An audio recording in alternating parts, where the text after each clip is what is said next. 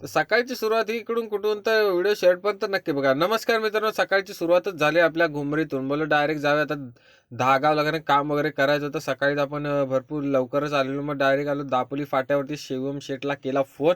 ते आलेले बोललो सामान वगैरे घेतलं आणि बोललो आता दुपारी जरी जेवण वगैरे निघूया आपल्या देवाच्या रसाला. गाडी वगैरे धुवायची पण होती. बोललो जाऊया, उद्या जायचं आहे आपल्याला मुंबईला.